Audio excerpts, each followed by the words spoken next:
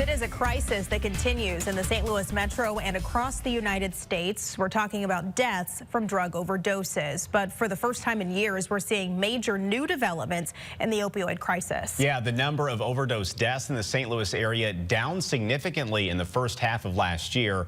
Russell Kinsaw has been going over those numbers and finding out what's behind this positive news. Peer support. John Singer helps others because he's been in their shoes. A person who struggled with substance use disorder. His battle with drugs landed him in prison.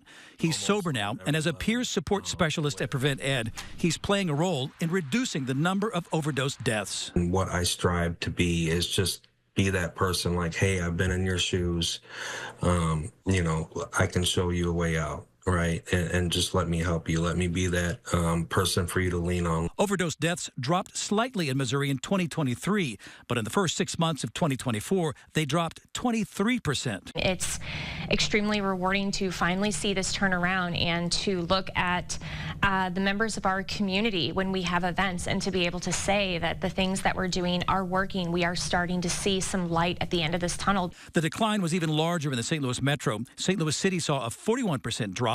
Overdose deaths were down 16% in St. Louis County, 37% in St. Charles County, 41% in Franklin County, but they inched up 2% in Jefferson County. These numbers are a really positive sign, but it's also a sign for us to keep moving and to lean in even further. It means that what we're doing is working, and we should be doing more. Credit for the drop goes partly to widespread availability of Narcan, which reverses an opioid overdose. Also, prevention and awareness efforts made a significant difference.